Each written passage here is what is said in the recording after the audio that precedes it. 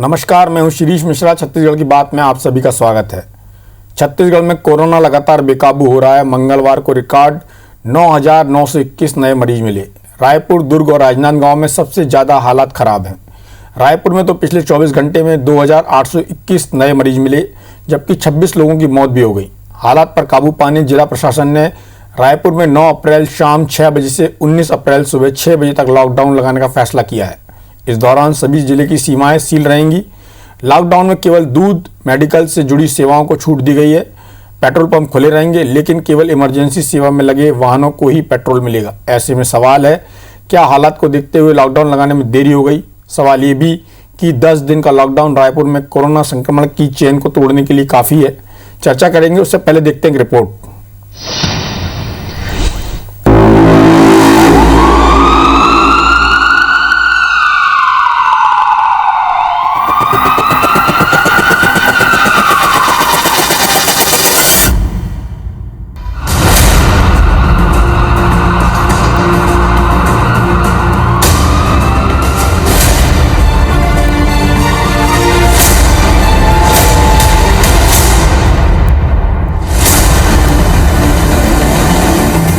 रायपुर जिला अंतर्गत संपूर्ण क्षेत्र को दिनांक 9/4/2021 शाम 6 बजे से दिनांक 19/4/2021 सुबह 6 बजे तक कंटेनमेंट जोन घोषित किया जाता है।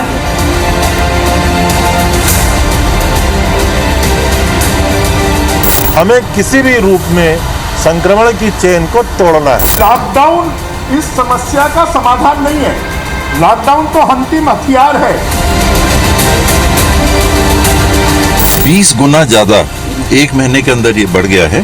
तो प्रारंभिक संकेत जो थे उनको हम देख के शायद समय पे निर्णय लेने में कुछ देर हुई। हमारे मुख्यमंत्री जी कब दिखेंगे चैनल के अंदर में, और कब लोगों को आश्वासन देंगे या विश्वास दिलाएंगे कि मैं बेड की व्यवस्था कर रहा हूं, वेंटिलेटर की व्यवस्था कर रहा हूं, आईसीयू सेंटर की व्यवस्था कर रहा हूं।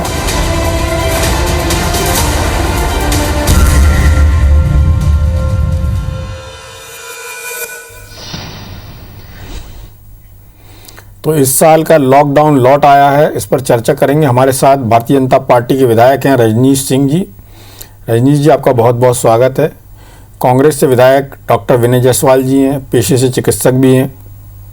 आप दोनों से चर्चा करूं उसके पहले ये बताना ज़रूरी है कि पिछले साल हमने सिर्फ एक चुनौती को झेला था, जो कोरोना की थी। इस साल जो आया ये मार्च का महीना, उसके बाद जो स्थितियां बनी, तो नक्सलवाद और कोरोना दोनों ही एक साथ प्रदेश पर प्रहार किए हैं। और जो स्थितियां बनी, जैसा कि आपने टी.एस. सिंहदेव साहब को सुना होगा, जो स्वास्थ्य मंत्री हैं, उनका कहना है कि 20 गुना संक्रमण बढ़ गया। जब से शुरुआत का एक छोटा मोटा आंकड़ा शुरू हुआ था 300 के आसपास, उससे अब आज 20 गुना ज़्यादा स्थिति है। इससे आप अंदाज लगा सकते हैं कि क्या स्थिति प्रदेश की है। कौन जिम्मेदार है, किसकी गलती है, किसने देरी की? जैसा कि स्वास्थ्य मंत्री जी ने कहा है कि निर्णय लेने में थोड़ी सी देर हुई है। अब थोड़ी सी देर हुई है, ज़्यादा देर हुई है, कितनी देर हुई है और उसका खामियाजा कौन भोग रहा है? प्रदेश में जो स्थिति है, अस्पतालों में बिस्तर नहीं है, और जहाँ पर सुविधाएं थोड़ी बहुत है भी, वहाँ पर भी जो स्थितियाँ हैं वो बहुत ज़्यादा भयावह हैं, बहुत दर्दनाक हैं। तो सबसे पहला सवाल कांग्रेस के विधायक विनय जायसवाल जी से कर लिया जाए, क्योंकि यहाँ पर कांग्रेस की सरकार है। व्यवस्थाएं कैसी हैं, क्या है, और क्या जो लोगों के मन में, आम लोगों के मन में सवाल है कि जो क्रिकेट मैच हुआ उसने यहाँ पर जो स्थितियाँ बढ़ाई, कोरोना को लेकर जो स्थितियाँ बढ़ी, खासतौर पर यदि आप आंकड़े देखेंगे तो 3-4 जिले आपको साफ तौर पर नज़र आएंगे। रायपुर, दुर्ग, भिलाई, राजनांदगांव, महासमुंद और बिलासपुर, जिन जिलों से ज़्यादा लोग यहाँ पर मैच देखने आए, आप देखेंगे यदि आंकड़ों में तो यही 5 जिले ज़्यादा दिखाई देंगे आपको। विनय जी, आपको क्या लगता है कि आपकी जो पार्टी की सरकार है उसने ये आयोजन कराया था, और उसके बाद जो स्थितियां लगातार बिगड़ती गईं, और फिर ये स्थिति आई कि आज देश में हम ऐसी जगह पर खड़े हैं जहां पर सबकी निगाह छत्तीसगढ़ पर है कि छत्तीसगढ़ की स्थिति बहुत ज़्यादा खराब है?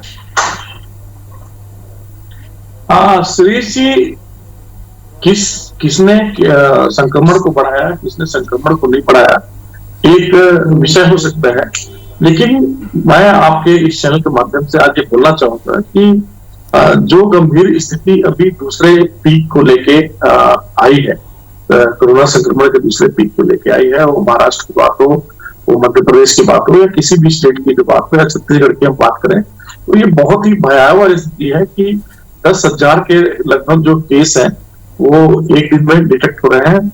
और जो पहला जो पीक था देश में, जो कोरोना का जो प्रभाव है, लगभग मार्च में लॉकडाउन हुआ, इसके बाद 1 साल से ऊपर लॉकडाउन के जून के आसपास में लॉकडाउन खत्म हुआ और धीरे धीरे रीओपन करने की कवायद चली। सीरीज देखिए, किसी भी देश की बात करें या प्रदेश की बात करें, तो कोई भी गतिविधि हो, जो आर्थिक गतिविधि हो या राजनीतिक गतिविधि हो या सामाजिक गतिविधि हो, इसको बहुत ज्यादा रोकने का काम नहीं किया जा सकता। एक बात, ये महामारी है, इसको महामारी को समझना पड़ेगा। देखिए श्री जी, आज बहुत ज्यादा राजनीतिक होकर मैं बात नहीं करूँ कि केंद्र सरकार ने क्या किया, राज्य सरकार ने क्या किया। सभी अपने अपने स्तर पे इस बात को समझ रहे हैं कि जो एक बड़ी महामारी है, इसका हमको मिलकर सामना करना है।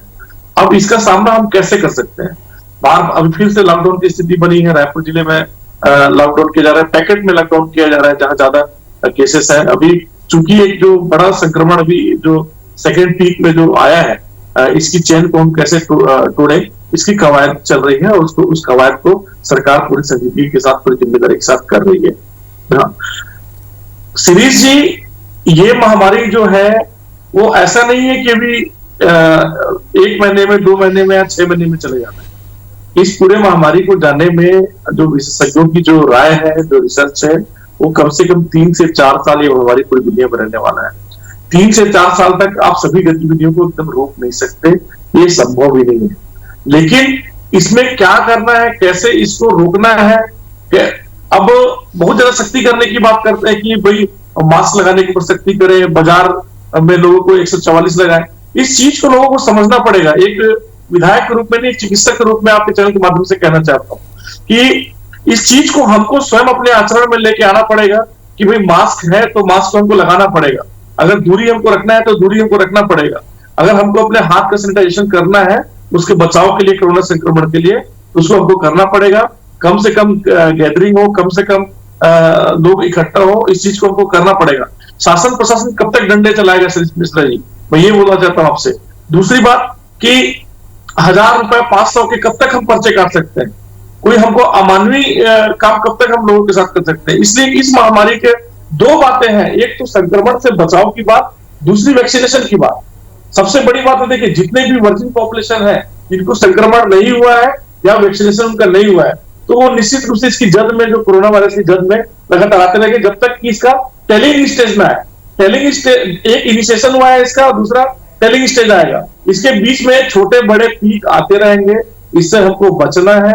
हमको वैक्सीनेशन की व्यवस्था बहुत अच्छे से करना है। श्रीष जी, मैं बहुत ज्यादा किसी के ऊपर आरोप नहीं लगाऊंगा, लेकिन 1 साल से ऊपर हो गया है कोरोना को आया पूरे विश्व में। अगर आप देखेंगे तो नवंबर के आसपास में चाइना में पहली बार इसका डिटेक्शन हुआ और मार्च से हमारे देश में लॉकडाउन की स्थिति हुई और हम लोग भी चाहते कि नहीं, ये जो बड़ी महामारी है इसका हमको मिलकर सामना करना है।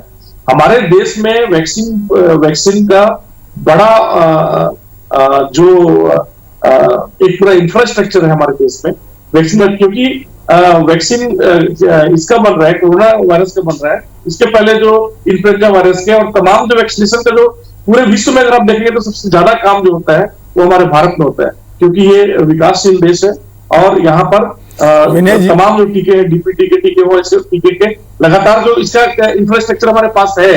तो एक बात मैं ये बोलना चाहूंगा कि इन 1 साल में हमको ये व्यवस्था करनी चाहिए थी, अभी नहीं हुई है तो आगामी हमको करना चाहिए कि जितने भी हमारे फर्स्ट ईयर के स्टूडेंट है, मेडिकल के स्टूडेंट है, या जितने भी हमारे पैरामेडिकल वर्कर हैं, जितने भी ट्रेनी है, इनका एक पूरा फौज तैयार करके एक एक्सटेंसिव, एक एग्रेसिव वैक्सीनेशन का काम होना चाहिए।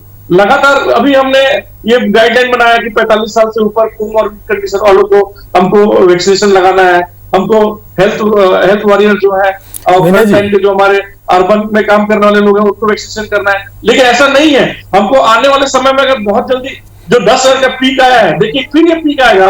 निश्चित मान के चलिए। अभी ये मार्च अप्रैल में पीक आया है, अभी 15 से 20 दिन आप देखिएगा ये इसका जो दर है, जो संक्रमण का दर है, मैं आपके चाह रहा हूँ, ये कम होने लगेगा। ये एक वायरस का कोर्स है श्री जी, जो बोल रहा हूँ, ये वायरस का कोर्स है, ये पीक है, अभी इसका 15 दिन में इसका डिक्लेरेशन चालू होगा, फिर ये 4 महीने बाद सितंबर के आसपास में फिर इसका पीक आएगा। विनय जी, इस बीच मैं आपको बीच में रोकना चाहता हूँ,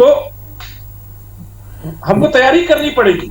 और बाकी विनय जी, मैं ये आपसे पूछना चाहता हूँ, विनय जी, मैं आपसे ये पूछना चाहता हूँ कि आपने बोला तैयारी करना पड़ेगी, तैयारी कौन करेगा, और आपने क्या आपदा को बुलाने में या उसको बढ़ाने में कोई ऐसी कुछ परिस्थितियां यहाँ बनी जिसके कारण ये आपदा छत्तीसगढ़ में ज़्यादा बढ़ी हुई दिखी? क्योंकि मध्य प्रदेश भी बाजू में लगा हुआ राज्य है, उसकी पॉपुलेशन साइज हमसे 3 गुना है, लेकिन छत्तीसगढ़ में जिस तेजी से मामले बढ़े, जो मौत का आंकड़ा आप देख लें छत्तीसगढ़ में बहुत ज़्यादा, खासतौर पर लोगों का कहना है कि दुर्ग भिलाई में जाके देखिए वहाँ शमशान गृहों में क्या स्थिति, किस तरह से वहाँ पर शव आ रहे हैं, और वहाँ पर जो इन दोनों जो ट्विन सिटी है वहाँ पर क्या स्थिति है। और रायपुर में भी जब एक किसी को कोरोना मरीज को भर्ती कराने की बात आती है तो अस्पतालों से ये मैसेज आता है कि वहाँ पर जगह नहीं है। मैं तो भर्ती की बात और वैक्सीन की बात बाद में करूँगा, पहले तो टेस्ट के लिए भी किट की स्थिति नहीं है वहाँ पर, ना RT-PCR किट है, ना दूसरी तरह की जो तुरंत होता है वो भी नहीं है।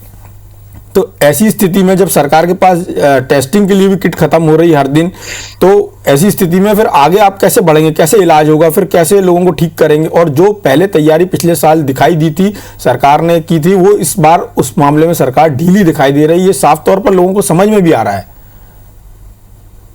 देखिए श्री जी, इसमें सरकार ने कोई ढिलाई नहीं बरती है। सरकार की जो टेस्ट की आप बात कर रहे हैं, कहीं कोई कमी नहीं है। मैं खुद कोरिया करने वाला हूँ, मुझे तो ऐसी कोई जानकारी नहीं आई कि टेस्ट कहीं कोई RT-PCR या जो रैपिड टेस्ट या ट्रू नॉट टेस्ट है वो कहीं से भी कम हो रहा है। बात है कि लोगों में अवेयरनेस, जो चिंता होनी चाहिए, जो सजगता होनी चाहिए, उसकी कमी आई है। देखिए एक बार सितंबर में पीक आया, इसके बाद एकदम से डाउन होना चालू हुआ, लोगों ने ये समझ लिया कि बस कोरोना खत्म हो गया। इस चीज को हमको समझना पड़ेगा, इस बात को समझना पड़ेगा कि कोरोना अभी खत्म नहीं होगा।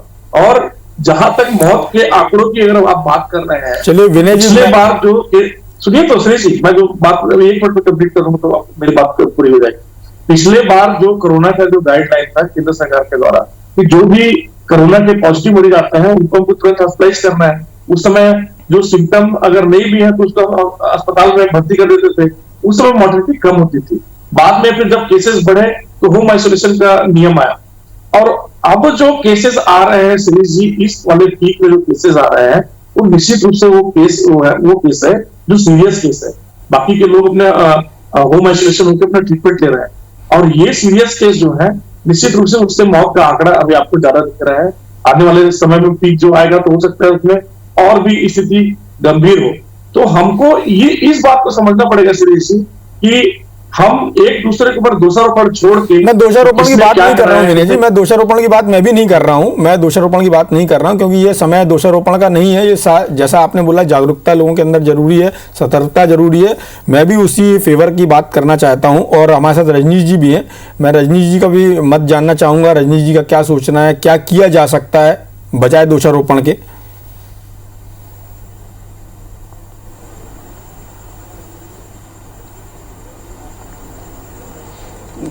मिश्रा जी, मैं लगभग आज प्रारंभ हुआ डिबेट, लगभग 14-15 मिनट से डॉक्टर साहब को सुन रहा था, और जैसा कि मुझको उम्मीद था वही जवाब आया। मुझको लग रहा था शायद डॉक्टर साहब हैं तो कुछ वो सार्थक बात करेंगे। वो बोल रहे थे कि राजनीति नहीं करना चाहते। अरे राजनीति करने लायक आप बच गए हैं क्या छत्तीसगढ़ में?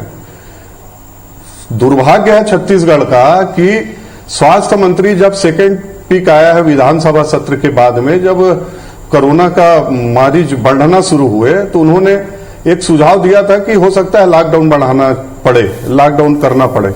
लेकिन उसके बाद एक दूसरे मंत्री का तत्काल बयान आता है नहीं, छत्तीसगढ़ में लॉकडाउन करने की आवश्यकता नहीं। सुरेश जी, हमको जानना पड़ेगा कि छत्तीसगढ़ में आज ये स्थिति क्यों पैदा हुई। आपने कहा क्रिकेट, निश्चित रूप से क्रिकेट, ये क्रिकेट के जिद में उस समय भी तमाम डॉक्टर्स जो इसके एक्सपर्ट्स हैं और विधानसभा में ये चर्चा हुई कि अभी ये क्रिकेट करना आवश्यक नहीं है, छत्तीसगढ़ संभल चुका है, अभी इसको नहीं किया जाना चाहिए। लेकिन जिद में छत्तीसगढ़ को, और आज सरकार है कहां, हाथ खड़े करके गायब है। हम सब सरकारों को देख रहे हैं, पूरा देश भर का जो सरकार है, जहां जहां 4-5 राज्यों में ज्यादा संख्या है संक्रमितों की, वहां सरकार दिख रही कि कुछ कर रही। यहां मेरे को एक गतिविधि बता दीजिए कि सरकार कहां है, मंत्री कहां है और कौन कहां है। और दुर्भाग्यपूर्ण स्थिति यह है मिश्रा जी कि हम एक इंफ्रास्ट्रक्चर खड़ा कर चुके थे। जो पिछला पेंडेमिक हुआ था उसमें इंफ्रास्ट्रक्चर छत्तीसगढ़ में खड़ा हो चुका था। आज स्थिति क्या है, ना टेस्टिंग हो रहा है, जितने टेस्टिंग लैब थे लिमिट हो गया है, टेस्टिंग नहीं हो रहा है। टेस्टिंग के बाद हॉस्पिटल में बेड नहीं है, जो होम आइसोलेशन है उनको दवाई नहीं मिल पा रहा है, डॉक्टर से सजेशन नहीं मिल पा रहा है, और लोगों को भगवान भरोसे छोड़ दिया गया है। और ये सिर्फ सरकार की लापरवाही। और आज भी देखिए कि कहां क्या हो रहा है। और आखिर हम लोगों ने जब केस बढ़ना शुरू हुआ तो मांग किया था कि कम से कम 3 जिला, रायपुर, दुर्ग, राजनांदगांव, जहां ज्यादा संक्रमण है, कम से कम उस सीमा को सील कर दिया जाए, छत्तीसगढ़ में फैलने से रोक दिया जाए। लेकिन नहीं, सीमा को सील करना कोई उपाय नहीं है, लॉकडाउन कोई उपाय नहीं है। कब तक लॉकडाउन करेंगे? अभी डॉक्टर साहब बोल रहे थे कि पूरे विश्व में फैला है। अरे डॉक्टर साहब, अभी छत्तीसगढ़ की जो हाल बना के रखे हैं उसका जवाब आपको देना पड़ेगा। आप नहीं इससे बच सकते ना भाग सकते। और लॉकडाउन आज आखिर कर रहे हैं, क्यों कर रहे हैं? अब जब लॉकडाउन आवश्यक नहीं है तो पहले तो नहीं करना है। और आज स्थिति हो गई, दुर्ग हो गया, रायपुर भी हो जा रहा है। आने वाले समय में छत्तीसगढ़ में लॉकडाउन करने की स्थिति पूरे छत्तीसगढ़ में बनेगी। और इसके पीछे कोई कारण है तो सिर्फ और सिर्फ ये सरकार की मैं हठधर्मिता कहूं, असंवेदनशीलता कहूं। और अभी भी छत्तीसगढ़ के जनता इस पेंडेमिक समय में इतने परेशान हलाकान है। हमारे पास फोन आ रहा है, एक बेड कोई नहीं दिला पा रहा है, न रायपुर न बिलासपुर, छत्तीसगढ़ में कोई एक बेड दिलाने के लिए कोई डॉक्टर नहीं है, हॉस्पिटल नहीं है। और इनके पास सिर्फ रोना, कोरोना का रोना, हर चीज का रोना है। 400 करोड़ शेष का इन्होंने जो शराब के ऊपर लिया है, 400 करोड़ रुपया इनके पास था। लेकिन दुर्भाग्य है हमारे प्रदेश के हमारे नागरिकों का कि 1 रुपया उसमें कोरोना का जो शेष के लिए 400 करोड़ रखे, उसमें 1 रुपया खर्च नहीं हुआ है, आज तक नहीं खर्च किया। अभी भी खर्च किया जा सकता था हॉस्पिटल को बनाने में, टेस्टिंग लैब को बढ़ाने में, वेंटिलेटर बढ़ाने में, ऑक्सीजन सिलेंडर बढ़ाने में, लेकिन आज भी नहीं किया जा रहा है। और ये सरकार हाथ में हाथ धरे बैठी है। छत्तीसगढ़ की जनता को उसके हाल में छोड़ दिया गया है कि आप बच सकते हो तो बच जाओ। अभी डॉक्टर साहब बोल रहे थे कि वैक्सीनेशन करवाना, वैक्सीनेशन लंबे समय तक चलेगा। वैक्सीनेशन को भी राजनीति करने से नहीं बचा पाए, बीच में वैक्सीनेशन बंद कर दीजिए। और उसका दुष्परिणाम ये हुआ कि छत्तीसगढ़ में आज वैक्सीनेशन की संख्या जो बहुत अधिक हो सकती थी, वैक्सीनेशन भी नहीं हो पाया। और ये सरकार अंतर्द्वंद से, स्वास्थ्य मंत्री जी को बैठक होती है, उनको बुलाया नहीं जाता। स्वास्थ्य मंत्री जी कुछ बोलते हैं, चलिए बाकी दूसरे मंत्री आके कुछ बोलते हैं, अधिकारी कोई सुन नहीं रहा है। और लॉकडाउन को भी अधिकारियों के ऊपर छोड़ दिया गया है। विनय जी, आपसे बात हो रही थी जब, तब आपका कहना था कि लॉकडाउन इसका समाधान नहीं है और इस तरह से आर्थिक गतिविधियों को नहीं रोका जा सकता। आपकी बात से बहुत हद तक सहमत भी हूँ। और पिछले बार जो सरकार ने दिशा निर्देश जारी किए थे, मतलब जिला स्तर पर जो दिशा निर्देश जारी हुए थे, उसमें उतनी क्लैरिटी नहीं थी। इस बार बहुत ज़्यादा क्लैरिटी है कि कैसे काम होगा। इस बार सब्जी की दुकानों को भी प्रतिबंध लगाया गया है, वो एक्टिविटी भी नहीं होगी। लेकिन सवाल ये है, जब दुर्ग भिलाई के लिए 3 दिन पहले लॉकडाउन की घोषणा हो गई कि 6 तारीख से वहाँ होगा, तो रायपुर के लिए इतना विलंब क्यों हुआ? क्योंकि रायपुर में सबसे ज़्यादा केसेस थे और लगातार ये जो तीनों जिले दिखते हैं, राजनांदगांव, दुर्ग, भिलाई और उसके बाद रायपुर, यहाँ पर जो जिस तरह से मरीजों की संख्या बढ़ रही थी, तो सरकार को इस बारे में लगातार एक एनालिसिस करना था, जो दिखाई नहीं दिया। या फिर रायपुर में उस तरह से एक्शन नहीं हुआ जैसे दुर्ग भिलाई में एक्शन टाइम भी हुआ वहां पर कि कम से कम 3 दिन पहले तो उन्होंने इस बात की घोषणा कर दी कि वहां पर लॉकडाउन होगा। ये देरी क्यों हुई रायपुर? श्री जी, रायपुर जिले की जब बात करें तो अन्य जिलों से रायपुर की जो स्थिति थोड़ी अलग होती है हर चीज में। रायपुर देश अपने प्रदेश की राजधानी है और यहाँ पर जो केसेस आते हैं, जो मॉर्टेलिटी के केसेस अगर आप देखेंगे कि रायपुर जिले में, जैसे कल की बात हम लोग करें तो लगभग 52-53 डेथ रायपुर में हुआ।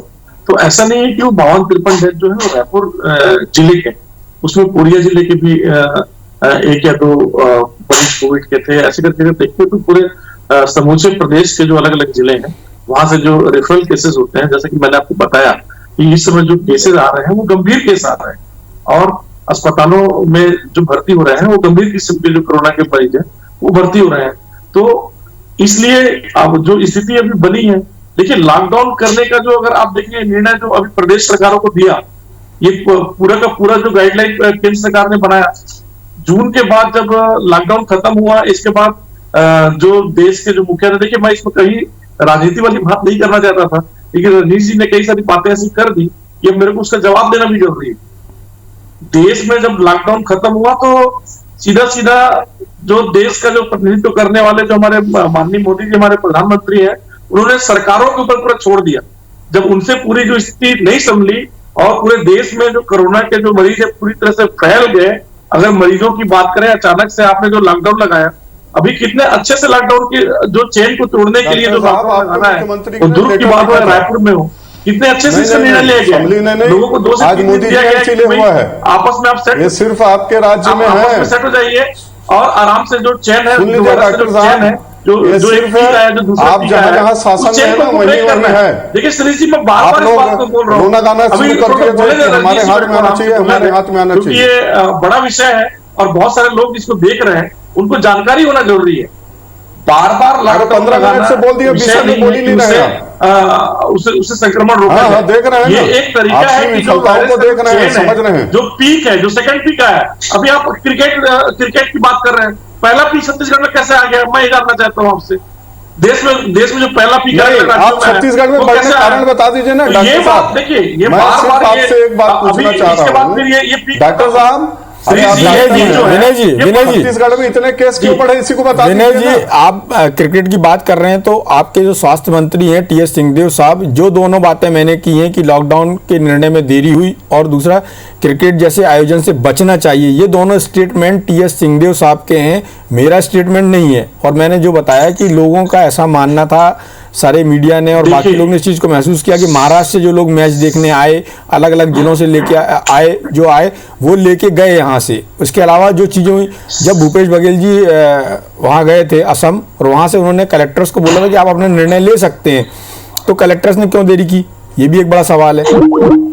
वहाँ पे कहाँ पे रोक थी निर्णय लेने के लिए?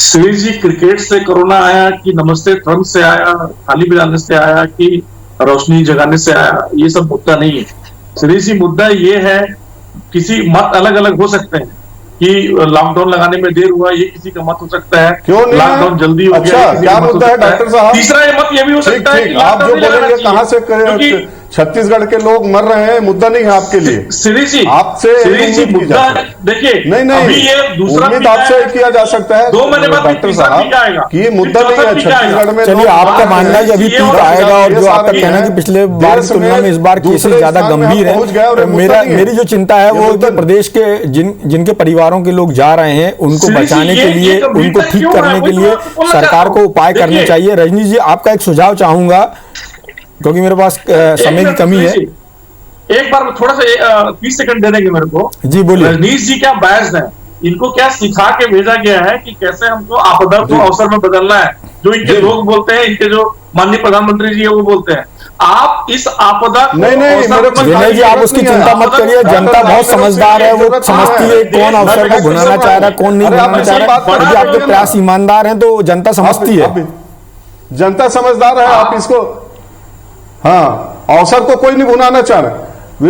रजनीश जी, कर रहे हैं। ये सरकार छत्तीसगढ़ वालों को मैं बोल रहा हूँ, हम सबका दुर्भाग्य है कि उद्धव ठाकरे जी देवेंद्र फडणवीस जी से बात कर रहे हैं, राज ठाकरे से बात कर रहे हैं, शिवराज सिंह जी कमलनाथ से बात कर रहे हैं, एक भी बार ना एक्सपर्ट से लिया गया, न विपक्षियों को कोई बैठक बुलाई गई, किसी प्रकार का कोई सहयोग नहीं लिया गया। और आज भी हाथ खड़े, मेरा कार्यक्रम खत्म करने का समय आ गया है, बात आरोप प्रत्यारोप पर आ गई है। हमारा इस कार्यक्रम का जो उद्देश्य है वो आरोप प्रत्यारोप नहीं था कि सरकार की कमी दिखाना भी नहीं था।